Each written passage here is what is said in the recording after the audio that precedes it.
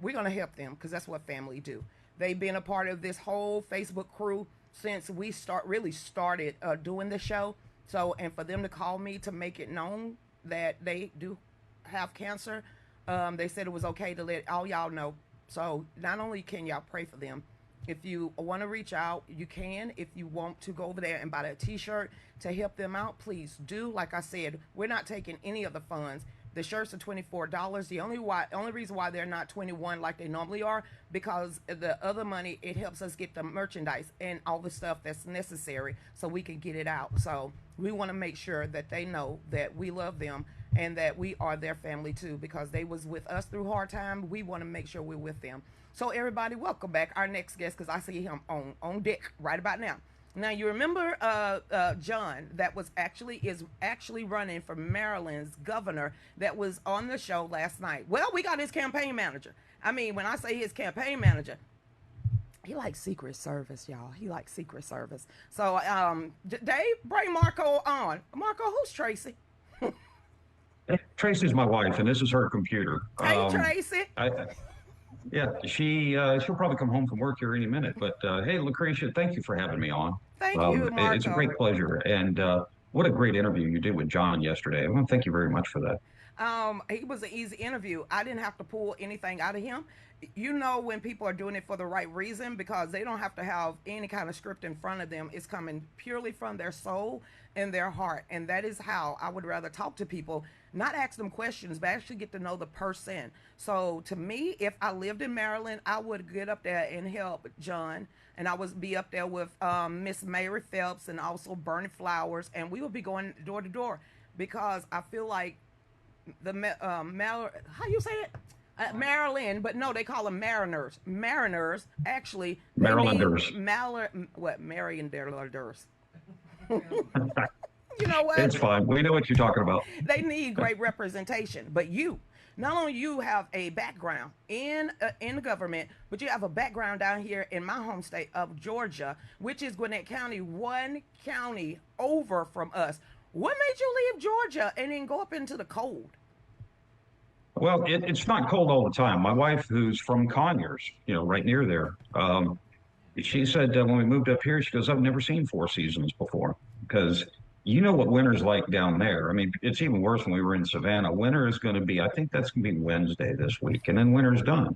Okay. So we actually have 4 seasons up here, and what brought me up here is my job. I wasn't Secret Service. I did the Secret Squirrel stuff, and that's what brought me up here. But yeah, I called Georgia home. I grew up in Georgia. I wasn't actually born there, but I grew up in Georgia. I went to school in Atlanta. I went to Georgia Tech.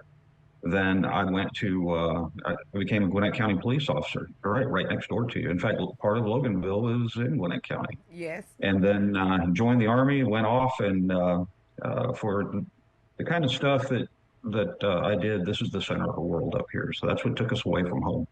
So with everything that's going on, you're in the government, but not sort of. What is the temperature of Maryland and also Virginia with the big dust up and the big shakeup that's happening up there in Washington, D.C.? Well, if you get the counties that are around D.C., and I'm not going to bore your listeners, but listen them off. Those are big counties for federal employees, and there's fear, and there's daily concern, because that's how these people are putting bread on the table. And in fact, some of them, there are 2 govies working in the household. So there is fear. There's uncertainty more than anything else. I think if even more than fear, nobody just knows what's happening tomorrow, because this Trump administration is moving so fast. And if there's one thing in the world that doesn't move fast, it is the United States federal government. And they are just not used to that kind of pace. And I get it. But at the same time, this needs to happen. It's going to be disruptive. Okay, change always is. And change happens. Ask all the buggy whip makers. They don't exist anymore because we don't have buggies out there. The car came along. So change is coming. It's going to be painful on the individual level. I can tell you my personal experience working with most govies, most of them care. Most of them actually care about doing the right job. And most of them are pretty smart. They will have a period there. It's going to be a little bit tough. They'll land on their feet. They'll do fine in industry. Whatever they do, they'll be fine. Yeah, and yeah, there is a small percentage that kind of fits that stereotype that we all like to laugh about. Uh, Most of them are pretty good people and pretty good at what they do. Well, the USAID was supposed to have been reinstated. That's what a federal judge decided to come out and say. But what the way the creativity, I'm reading all of the newspaper articles, is what Trump did is actually infused it into the side of the Department of Defense or Marco Okay. Rubio. So right now Department of State. The Department of State. So now the USAID is still out there, but it's a part of the Department of State. Why do you think that would be the best move to actually put them inside of the department under Marco Rubio? Yeah, that's actually a pretty good question, and it's one of those inside baseball things. I mean, if you don't know it, let's face it, the government is the local business. I mean, that's the industry of this town. USAID is externally focused. Okay, supposed to be. Was there corruption there? Yeah. Was there waste and abuse there? Yeah. Okay. You know, any large organization like the United States, it's the United States government, it's going to happen. Okay. But it was focused on helping people around the world. Did they fail at that mission sometimes? Yeah. But at the same time, if they're going to be focused outside of the United States, helping people in different countries, it makes sense that that would be part of the Department of State because the Department of State is the United States image around the world. Um, and people may not know this. This is the role of the Department of State. When I was deployed as a soldier, not to a combat zone, but to, for example, go into Egypt and help them with things, even the military on the ground has to report to the ambassador. Okay. So the Department of State is the perfect organization to manage U.S. interests outside of the country. That is going to make a lot of people upset. Last night, John said there's 309,000 people that actually work for the federal government inside of Maryland. What do you think that he can do as becoming a governor to make their lives a little easier, especially if they lose a job? Right. And Secretary Kennedy talked about cutting an additional 10,000 jobs out of Health and Human Services. And honestly, most of HHS's facilities and labs and stuff are here in Maryland. And there are 320,000 uh, Marylanders that work for the federal government. And that's a significant chunk. There are only 6.5 million people in the state. And of course, all 6.5 million are not workers. They're Right. children, elderly, and so on. Right? So that's a big chunk. One of the things, in fact, this is one of the basic planks of our campaign, is private business development, helping grow businesses here, like in the county where I live, Frederick County. There's a great automobile replacement uh, repair service. I'm actually going to try this in English here for a change. Uh, and they've grown from, quite frankly, the original owner's garage to they just opened up their seventh location. We need to be nurturing homegrown businesses like that, like Dynamic Auto. Also, we need to be bringing in businesses from around the world, not just around the country, into Maryland providing jobs. But people don't realize Lockheed Martin is headquartered right here in Maryland. Domino Sugar, right here in Maryland. McCormick Spices, right here in Maryland. And I gave John a little bit of trouble last night. You told him he needed to put his Nikes on and walk the street, What's and up I there? told him, John, not Nikes. You wear Under Armour shoes. Another Maryland company. Okay, Ooh, it was actually, that's a founded good here in idea. Maryland. That's a good Yes, idea. If those shoes are made in Maryland, then rep Maryland. But here's the question: he said that this governor that's up there right now just gave y'all one of the biggest tax increase in state history. That's gonna make small businesses make want them. I mean, that's gonna make small businesses run and not expand at all. you're dead on correct. You're absolutely correct. And in fact, it sounded like you were giving one of John's, campaign speeches. We have to get in there. And there's several things we have to do. We have to roll back these taxes because you're right. There are only three states in the country with higher taxes than Maryland right now. And it's falling hard on businesses. I'll tell you how bad it is. McCormick Spices. been a Maryland company for over 100 years. They make Old Bay, which for your listeners who are not from Maryland, Old Bay is practically the national bird in the state.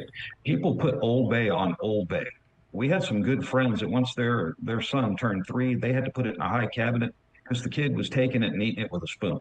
Okay, it is that important to Maryland. It's a spice. It goes on seafood. There are a group of ladies here that make Old Bay cakes.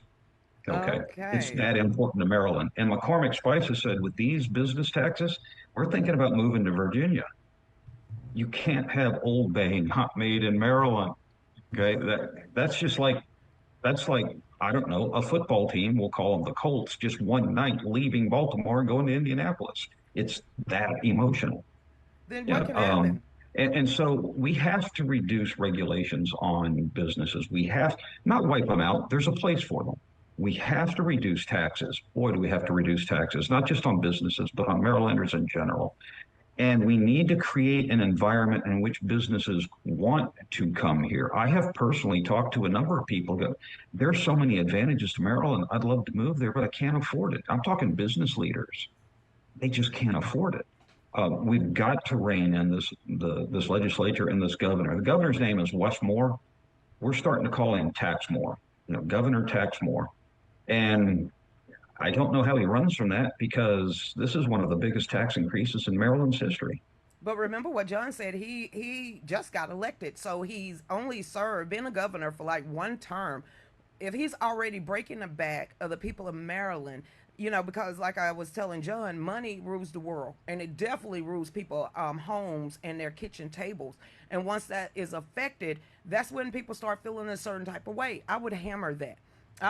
You really don't have to go on attack if people can't eat.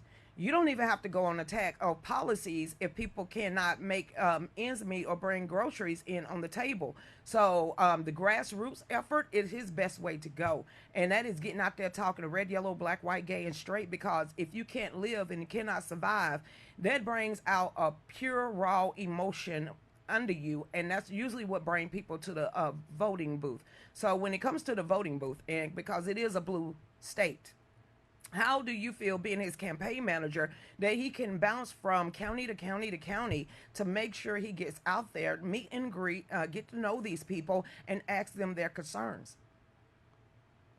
That's a very valid point. It really is. He has to get out there and he has to shake hands. I joke about it. Hey, John, your job's go out and kiss babies. Okay. It's my job to make the campaign work. Go kiss babies, go eat rubber chicken. Right? And he does. He is on the street. He's had 3 meetings today. He has 4 meetings this weekend. He is the only candidate who ran for Senate before, and he had to do it in a 120-day sprint, and that's just hard. He visited every county in the state and the city of Baltimore numerous times. And if you never, I joked with John, I said, if you're ever going to run for office again and you want me to be your campaign manager, you're doing it from a square state, okay? This state is hard to get around in. Okay, it's just, yeah, there's a meeting in Southern Maryland. I will be 20 miles or 2.5 hours from my friend because you have to drive almost to Pennsylvania and go back down to get there.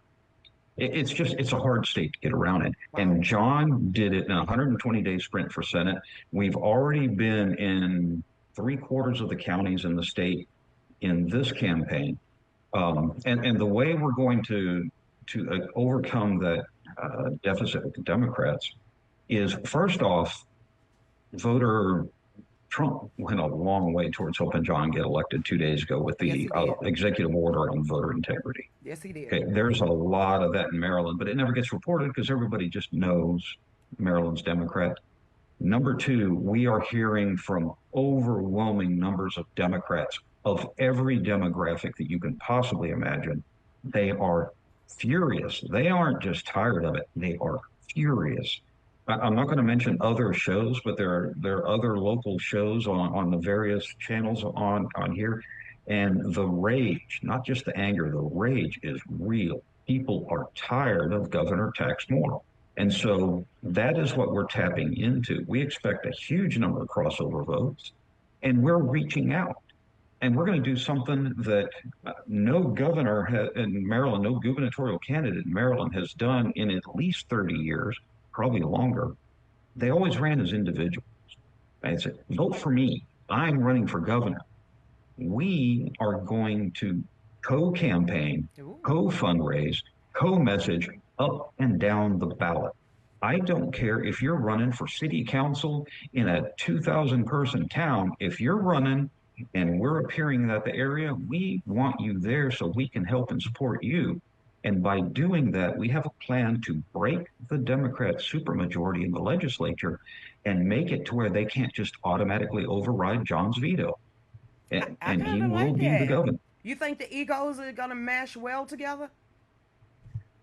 There's always that, let's face it. But the delegates in Maryland, the lower house is called the House of Delegates. Mm-hmm. In Georgia, it's the House of Representatives. The delegates that are in there and the state senators that are in there, we've met with most of them. They're pretty reasonable, level-headed people. Okay, on a couple of issues, we may lose them. Okay, I get it. There are local issues that they have to address, and we respect that. We can work with anybody. We can work with whoever is president. We can work with whoever is in the House and the Senate in Maryland.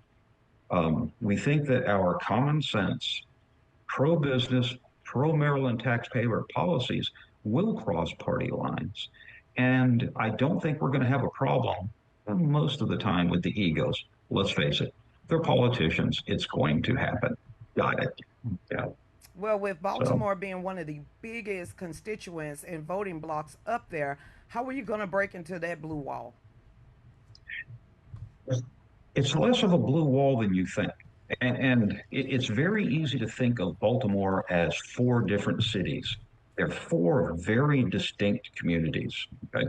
The one that gets all the media, okay, it's downtown and it's, the hood. Okay. Here's a mistake that people make even about that district. Who gets the press? Criminals, the thugs, the gangs, all Mm-hmm. right? We even had a gang in the Baltimore jail called the Gorillas. Okay, they were running operations out of the jail. They were getting female jail guards pregnant. Yep. Okay, Wow. it was bad, right? But they're the minority. You go and you walk the streets down there, they're people, good people who their life situation is unfortunate or they just go up there and don't want to leave. They're just as scared as everybody else out in the suburbs and other places, but no one has spoken to them. No one has given them hope and given them a way out. We talk to them. I have somebody And for you. Get in contact with Scott Pressler. Remember, he walked that walk, he talked that talk, and he helped clean up that place. If you need his number, I got it on speed dial. okay, Talk, all righty. because right now Yeah, he is very upset about what happened. I think he was Pennsylvania. It was a yes, strong red hole. Less yeah, than less than 30% of registered voters actually got out there and voted, and guess what? A Democrat ran and a strong red hole. So now you and even Scott said he is even more fired up to start training many thousands of little Scott Presslers to get out there. And since Scott Pressler actually cleaned up Baltimore a couple of he times, did. he does have a rapport with these people that he could get back in there and start talking to. Right. And Scott is on my list of people to get in touch with, but if you've got his number, that helps speed me up on it. So please, you and I talk, you can get it to me afterwards. Absolutely. But yeah, please get me that because you're right. He got to start in Baltimore. He got to start just volunteer organizations picking up trash. And then he realized that wasn't going to solve everything. And here's what I don't want to say it infuriates me because I understand it, but this is what frustrates me. People go, why should I vote? Why does my vote matter? Okay, well, there's only one way to get to a million votes, and that's to have a million people vote. Mm-hmm. And you're right, that election in Pennsylvania, it was lost by 423 votes. Okay, even with the poor turnout of Republicans, 430 or 423 votes turned that election. We have had statewide elections, state representative or state delegate and Senate here in Frederick County decided by less than 10 votes. Don't tell me your vote doesn't matter. Every single one does. When people say they vote don't matter, it's like they're giving up. They just don't care anymore. That apathy is what's going to kill and break the United States if people don't get back up and really know that your voice matters and that your voice actually counts, then people are just going to be turned away. But when the stuff hit the fan and they have no one to turn to, it'll be their fault because you were so complacent. You were so apathetic. You didn't even care not only about yourself, but you didn't even care about your next, your children of the offspring. Because when you get up and you make your voice count, you're making the next generation count also. So I wish people would know that. And I understand some of the things, Dominion vote machines, somebody's going to hack the system, they're going to cheat. And stop focusing and worried on that. When I say this, when two or more get together, they start calling two or more people. Those two or more people start calling two or more people. You can change things. And I wish people no, there's no way, because we've been browbeaten for the last 2 decades. I can say 2 decades. I've been paying attention for 15 years.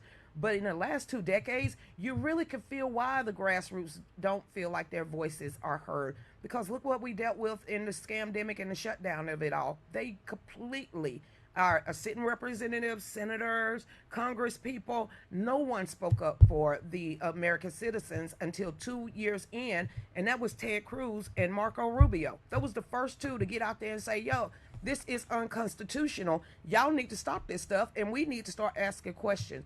But so many people now understand why Anne Frank hid in that attic, because so many of their neighbors was willing to turn in on each other. We got to stop that and become united again. How do you, because being a campaign manager, you're still the backbone. You're the backbone. He might be the face because he's running, but you're the backbone. As you being the backbone, how do you straighten up others to get them out there, to get fired up and give them a reason to live? Well, first off, amen to everything you just said. Okay. Trump did not get 74 million votes because people stayed home. And you have to explain things in very basic terms to people. Like I just told, I use the very words I just told you. You only get to 1 million votes if 1 million people get up. And I tell them, look, we're asking you to vote. All you got to do is break butt to sofa contact, get up, get out and vote. Okay. That's all you have to do.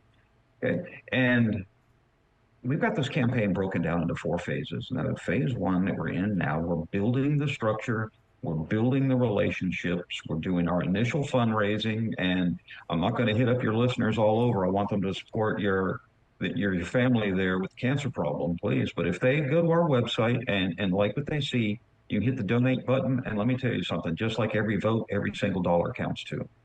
Okay.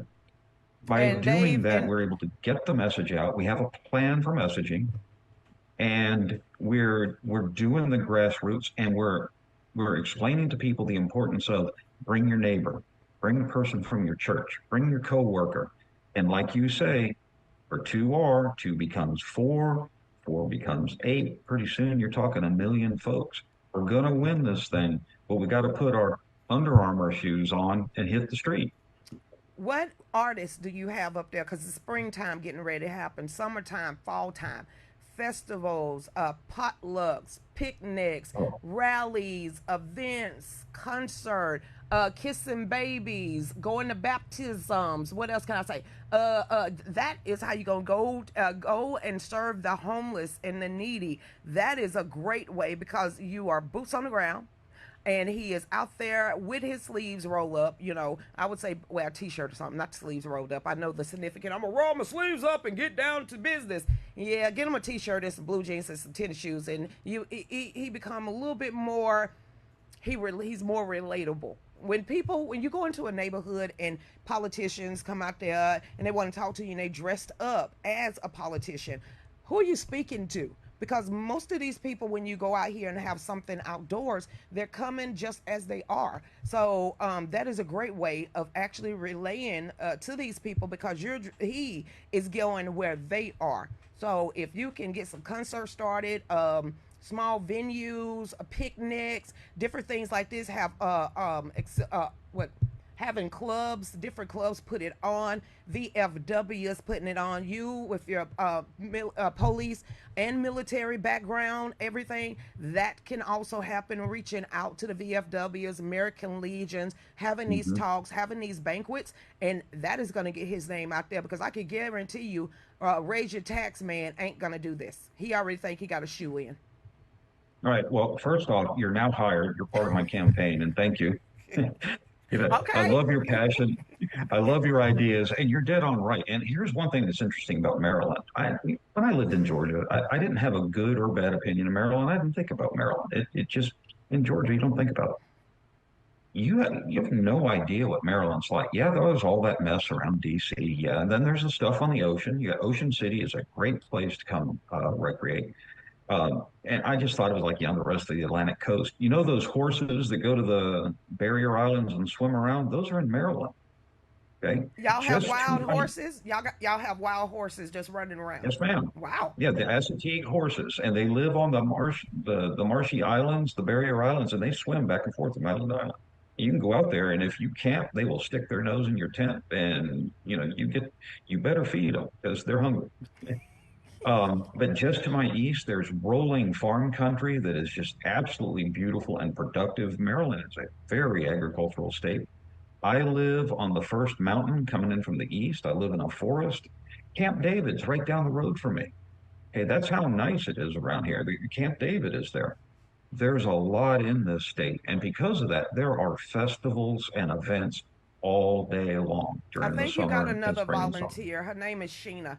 She has been putting up with this crap, as she said, for 50 years. And she tired of not seeing change. Well, Sheena, you are that change. Believe it or not, Send her to it. Marco is that change. I'm that change. So when you get that passion burning in you, you know you ain't wanting to bust hell wide open. So you're going to turn that passion into godliness and goodness. And you're going to leave a lasting legacy. So get out there and really start. Passion becomes a burning flame. Now direct that burning flame to where you have a candle wick on this side. Here's your candle that's lit. Go ahead and touch somebody else so you can fire them up. That is what we need as American citizens in order to get our nation back. And Marco, we saw that this time around. It was too big to steal. And Yep. I'm talking about President Donald Trump. It was too big to steal. Too many people had their flames of passion burning brightly, and you could see it across the nation. Just like what's going to Right. happen in Maryland, because when you can't eat, people don't want to starve. When you can't, you have to make a decision. Am I going to pay my taxes? Am I going to keep my lights on, or am I going to have a car to drive? When you have to make difficult decisions around the kitchen table in order to cut out your lifestyle and how you live your life, that makes you change your mentality, because then desperate time gets for desperate measures. So with John, he got one of the best chances, because you don't give someone a big tax increase and then go out there and say, this is what I'm going to do for you, because they know you are a liar. So I would say turn him into a one term person, and then get him up in there, get John up in there to make sure he turns it around. If Donald Trump can do it, John can do it too. Yes, ma'am. Yes, Ooh, ma'am. And speaking I of know we're that, up against time. yeah, I'm going to say something directly to your viewers, go ahead. please. Most of your viewers don't live in Maryland. So why do you care about the Maryland election? I mean, really, why do you care about Maryland? Okay, it's very simple. First off, Pax Moore has already said he's going to run for president in 28. Okay, we can take this man off the table. Yes, he did. Yes, he did. I mean, I don't know how he thinks he's going to do it any more than Gavin Newsom out in California thinks he's going to do it, but he's going to run. We can take this man off the table because he loses this election. Okay, he's done. Democrats don't like losers. But second, if we can make Maryland at least purple, we can make it competitive. Mm-hmm. And that means national Democrats will have to spend money in this state that they won't be spending in your states to stir up trouble there. Right. So John's election here in Maryland has national implications because everybody knows it's a blue state. Why do you have to spend money there? Okay, we're going to force them to spend money here, and we're going to force them to waste money here because John is going to be the next governor of Maryland. That's the bottom line, and that's the God's honest truth right there. And you got to remember, they don't have Act Blue anymore. So they have to go inside of their own campaign coffers in order to support him to win. And most Democrats and Republicans, they don't like going into their own coffers because they have their own races. And if you're having him going against J.D. Vance, I don't, really? Yeah, No, he just lost. no. JD Vance would steamroll him without even looking. It'd be like an old Bugs Bunny cartoon. Hey, if let a loser be a loser, that's all I can say. But what we gonna do is help John be a winner. He already a winner. I always say, John is doing something that they can never take his name or erase it out of history ever. We know for a bona fide fact, 5 generations from now, John's name is still gonna be in the history books because he's doing something that most 328 million American citizens will never do: stand up and stand in the gap. So he's already made that big connection. Here's another one. Faith and Freedom. He need to get in contact with them also. He need to get Heritage Foundation. They help people also. There's a lot of people out here that Republican conservative organizations that are looking to actually back good conservative candidates, and especially if he got a real good score that is over 80% as being a conservative, you would have money flowing in from red districts and red states to try to flip that. Just to make history of him flipping that seat is that'll be grand. Yeah, and we're going to do it. And I was joking with John the other day. I said, other than Thomas Johnson, who's the first governor of the state, and there's so many roads named after him and such, I said, name another famous Maryland governor who didn't go to prison. Cool. And we couldn't come up with one. Okay. John could be that one. You're right, that people remember, and whose name was taught in school. Your The governor's first name step. raise more taxes. That is Westmore, but we're calling him Taxmore. Okay, Sheena lives in your state because she just said he had a $21,000 water bill. Is that for real? Wow. I know. What do you? I'm just blown away by that. That's got to be a farm or something. I hope. I mean, I hope that's a farm or a business or something because that's terrible. Oh, he might be Um, Al Gore and just have a whole bunch of water fountains all over the place.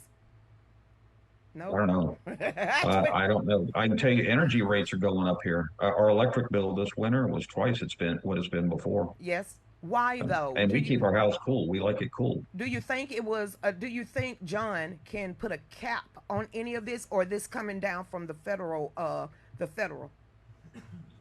Putting a cap on things is dangerous. Okay. The way you fix it is through reducing regulation, opening up opportunities, and letting market forces take care of it. Okay, the market will take care of itself. There's enough energy competition in Maryland that if we set the condition right, and we will, the energy companies will allow competition to come down. And we're not anti-solar. If people want solar power, that's fantastic. The answer to our energy problems is all of the above. Now, I just happen to not like the windmills out west because they're ugly on the ridge lines. But if they work, great. They don't work everywhere. We definitely don't want them offshore because Ocean City is a big tourist area. They don't want to look at those things. But there's a lot of available energy. A governor before, Larry Hogan, actually placed drilling and natural gas extraction in Western Maryland off limits. We're part of the Marcellus Shale. My driveway is actually the eastern border of the Marcellus Shale formation, the largest oil formation in the United States. Pennsylvania's making money hand over fist. I'm Wow. thinking there's some people in Garrett County, the poorest county in the state, who would like those high paying jobs. And with modern technology, you don't tear up the forest, you don't tear up the hills. It's a small footprint, it's a big dollar return, and it's big jobs. We can do that. And that does two things: jobs, which means taxes, and energy for Maryland. We can make our own, we don't have to import it. So Can you drill under there's so your much we own? can do. Say again? Can you drill on your own property? Not under the rules that Hogan did. No, he banned it. Okay, we can fix that. We can open it up. And like every other business, I was at a meeting recently, and a gentleman came up. We were talking about businesses that need to be opened up, and some controversy about data centers. Okay, there, and he goes, "Look, I don't want unregulated hot dog factories." And I went and talked with him later, Mr. Steve Black, and I said, "You know what? That's a great example because we don't want unregulated businesses. They have to be right. They have to be good neighbors." Okay, but there's a place for all of it, not just the federal government.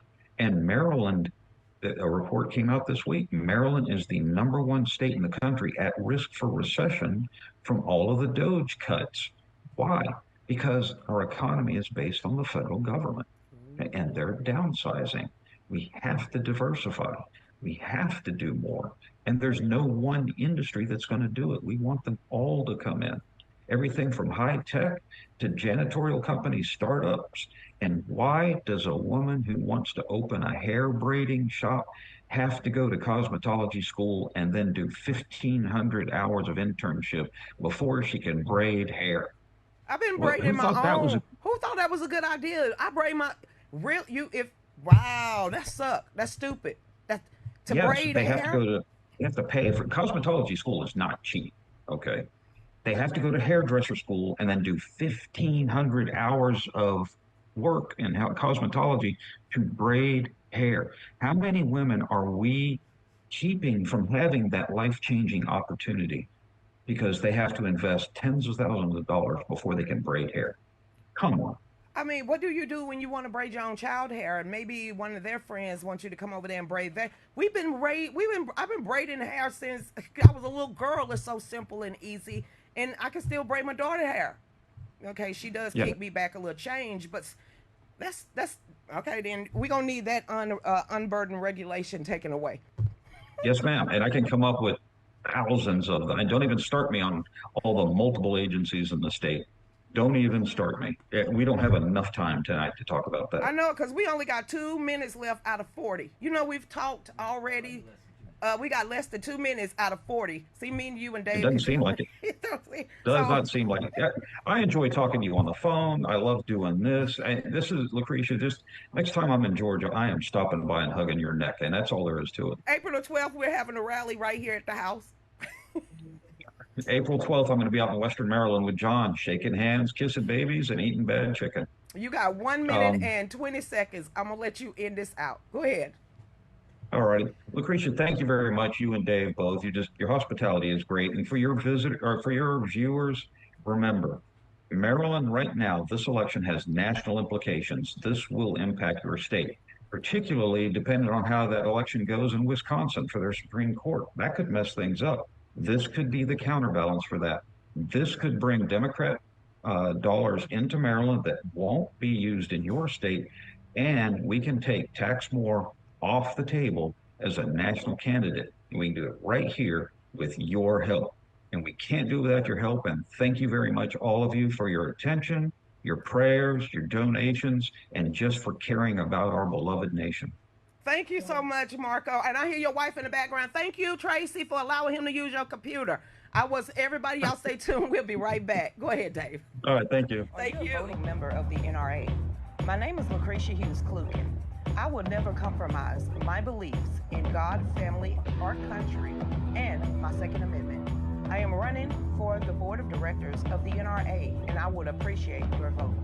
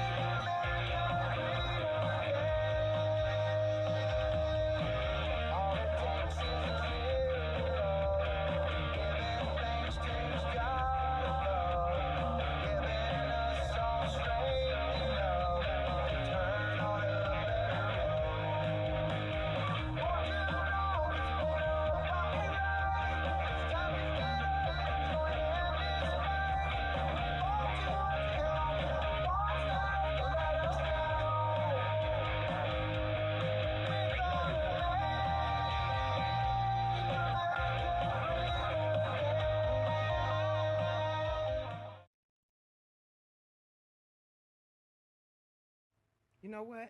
I want to apologize to everybody out there, especially Juan Pika Pika. Dude, I forgot it was Friday. Welcome to Fallback Friday. Hey, we're gonna have some fun today. How did I think it was Wednesday? God, I done missed 2 days. I totally just over here flipping through, and I just happened to get on Rumble. Welcome back, everybody. And Juan said on tonight's show with Juan Pika Pika. I said, is it Friday? It's Friday. Holy crap, it's Friday. I missed 2 days. So y'all tune in tonight over there on Rumble for Juan Pika Pika.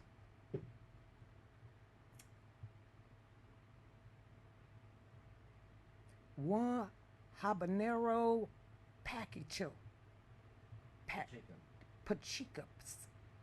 Juan Pika Pika will be on tonight right after following the show. Get on over there to Habanero Pika Pika on Rumble, and Dave will put it in the chat room. Come on, Juan, put the title and the link to your show in the chat room on Rumble, since you live chat hopping over there. I literally forgot it was Friday, and Dave ain't played not one song. So let's get it in. So welcome back, everybody, to the Real News with Lucretia Hughes. Hey, Jones, what's going on? Aiming for you. Hey, Juan, how you doing? On Juan Habanero Pika Pika, we are going to go over the student protest right after RNWLH and D and Dave. Oh, the Real News with Lucretia Hughes. Woo! I got issues. I did. Yeah, didn't even Sheena didn't tell me. Even Sherry didn't tell me. They talking about $21,000 water bill, but forgot to tell me it was Friday. So that means I ain't got to get up early tomorrow. Yay! Hey, Christina, how you doing? What a nice gentleman. Dave, what you call him when he knows the backdoor secrets of the government? Intel. That's what he worked for. I wasn't fit to get in that. Come on, Christina. Some things he ain't going to be able to tell us online, but if he relay it to me, I'll relay it to y'all. Okay, back over here. Hey there. He respects me. He's a great guy. Him and John, and they're great. They're good people. So you can kind of tell the people that I've talked to before, and I've made that rapport. But first time that I talked to him, he said that Stan want us to come on your show, and I was like, okay. He was like, I did a little research on you. I said, oh my God. He said, you're all right. You're all right. You're all right. Woo, because he could see my whole life. It's my life. It never was pretty. So when people say, girl, did you know? Yeah, I know I did it. But he still came on the show. Look at that. Okay, then back over here. Hey there, what's up, Jessica? That's insane. What's insane? The $21,000 water bill is insane. I'm looking for leaks underground at that point. Matter of fact, we're going to dig a pond. Everybody that's going to be washing dishes and washing the ass cheek in a pond, give me $200 water bill. I'm cutting everybody off. Okay, back over here. Just Krisha, tell us how you really feel. FYI, what, Sheena? It's against the law to feed or approach the horses on Satchkich Island. Yeah, leave them alone. I mean, if it's nature, leave them alone. I'm thinking Arizona, New Mexico, but they had like a wild gang of steeds and horses that was just out there running free, and then they started sending them to like the glue factory. So if these are wild horses and they're protected, leave them alone. Just leave nature alone. Just nobody go out there and fiddle faddle with these horses, and just leave the horses alone. Okay, and obey. Leave obey alone. Leave obey. No wonder McCormick Spices done went up $2. I'm buying no name brand. You know, you get 4 for $5. Okay, then back over here. All right, then I got my own articles. It's Friday. Nobody's really online, so let's talk what we got to talk right here. Here we go. What's this? Okay, this came out earlier this week, but somehow I found it again. Huge. Barack Obama was using USAID to pretend to send aid overseas, but was laundering it to rent a riot instead. Now, this came out like Monday or Tuesday of this week, but it actually, with the CIA and USAID and where all that money and stuff was coming from, that came out a little while before. Now, we all was talking during the riots and the Summer of Love, Sheena. It's like, how are these people getting these text messages? Oh, Christian, they're paid. They paid. How you think they getting busted in, Krisha? How you think they getting these billboards and placards and having all the pristine white T-shirts? They getting paid. Somebody's paying them. The Democrats paying them. Then we thought it was Act Blue as being a money funneling organization, which we found out was true. Now, when it came to Barack Obama, I didn't put him in it. I just know he's a rebel rouser, but not actually using funds or our taxpayers' money to actually pay these rioters. I never thought that. So listen to this. Mike Benz, the founder of the Foundation of Freedom Online, recently joined Joe Rogan on his very popular podcast. The podcast was filmed several weeks ago, but the clip from the discussion is making its round this week on social media. During their conversation, Mike Benz shared how Barack Obama was using money to USAID to pretend to send aid overseas. In actuality, Obama was laundering the taxpayer dollars and using it to rent a mob instead. Now, can you remember, Ferguson, Missouri, they was bust in. Washington, D.C., bust in. Charlottesville, bust in. Atlanta, a lot of them bust in. New York, a lot of them bust in. So I'm like, who in the hell is funding this stuff? And now we know. No wonder why he wanted riots and upheaval in the streets and why he was wanting all of the beer summits and everything else. He was planning for this insurrection. What you fiddle-faddling over there for, Dave? We're going to have our next guest on as soon as I can get him up. Okay, then. It says Mike Benz on Joe Rogan, this was a scandal during the of Obama's USAID era. We are running a number of rogue USAID operations in Cuba at the time. What? Wait. Hey. Somebody help me here. My mind just took it there. Oh my God, Cuba.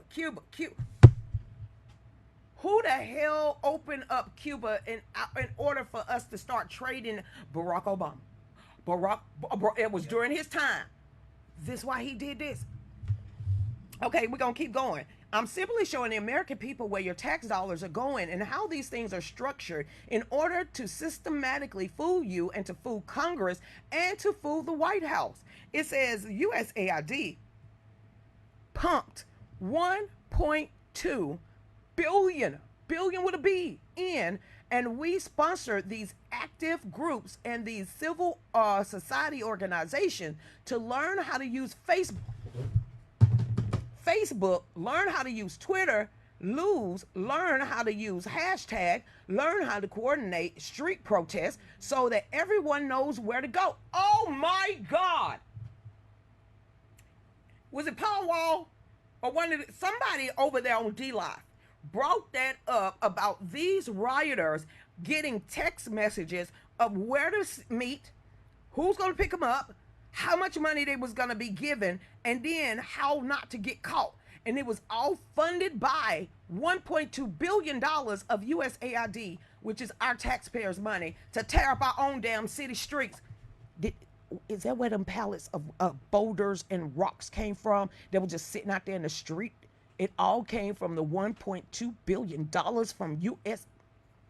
Okay, then. It says also, and what street to show up on, what kind of slogan to know to use in order to create the pro-democracy precedent for it. He talked about how Obama funded a Twitter clone that would be used to push propaganda in Cuba to inspire these protests and overthrow the government. Ain't that a coup d'etat? Ain't that a damn coup d'etat? Pretty much. So he doing a coup d'etat in Cuba? A coup d'etat of the Tatas.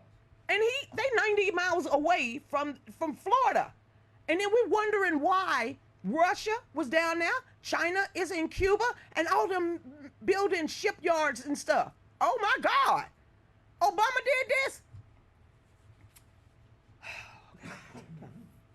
It says, so what they did is they took the exact same thing as Twitter, same user interface, same like, retweet button, and the Cuban slang word for hummingbird. What? So just, it means it is a bird. It was the Twitter bird. The whole thing, but the whole trick about it was you have to make it look like it's coming from the Cubans if you're going to do this operation. One of the most suppressed countries in the world, and you effing around and making those people be more in distress? They started running this in 2010, which right during the Arab Spring. Oh my God! Barack Obama used USAID to take down Syria and to fund ISIS. Why the hell this man ain't locked up by now? Lord. They were using the USAID funds that were designated to Pakistan. We can get into deeper levels of this, but contractors were funded by USAID.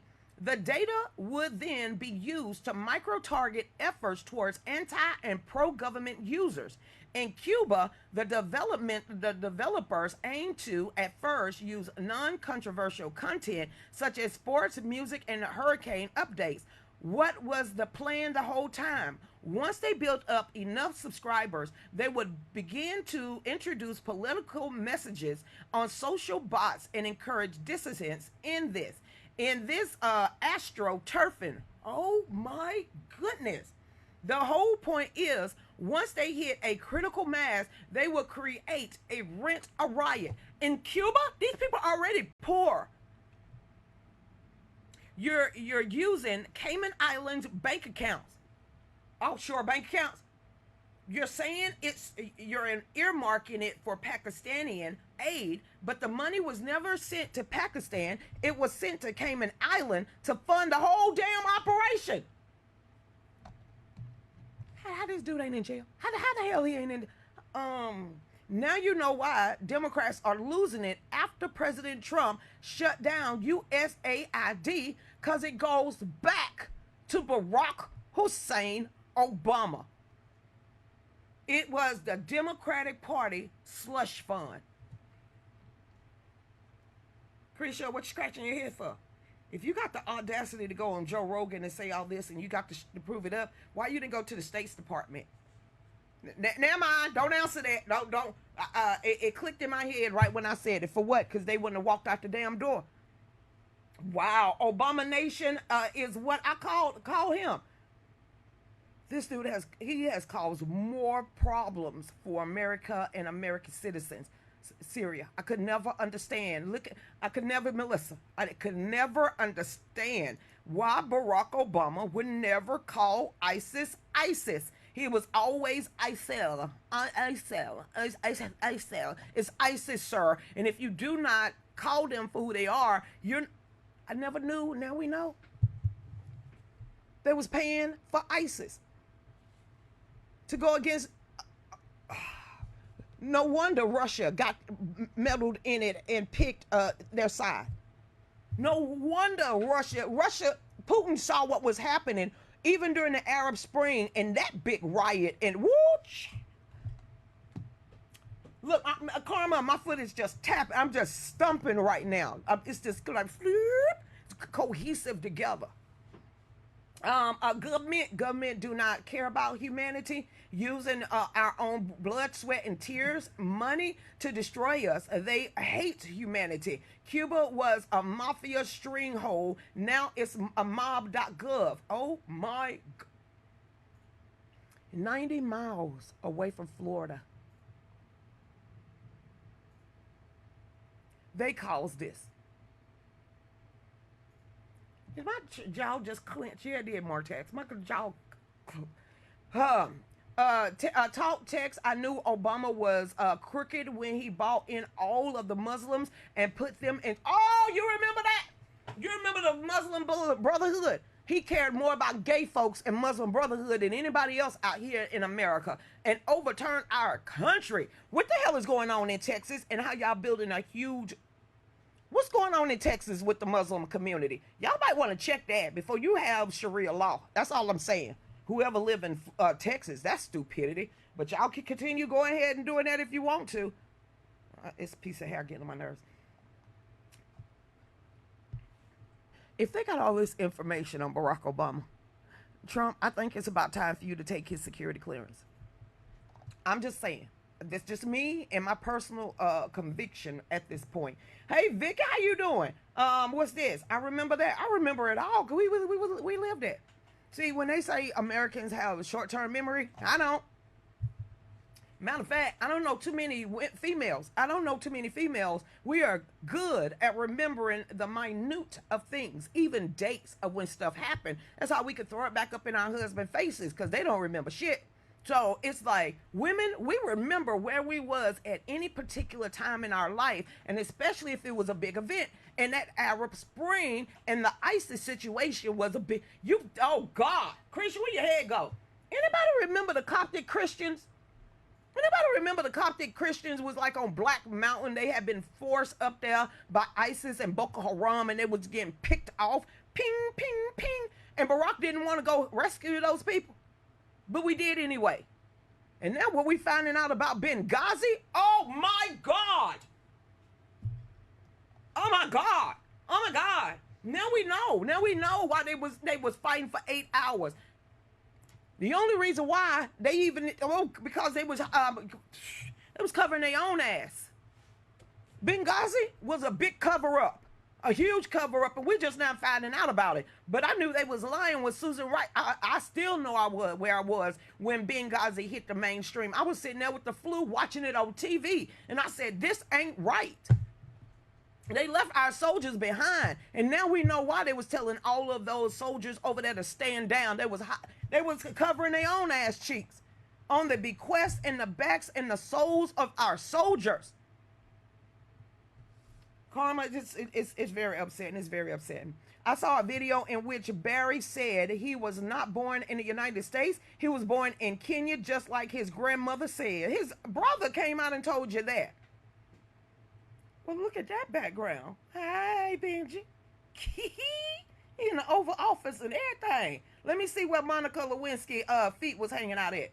Move your head, Benji. Slide over. Let me see if I can see.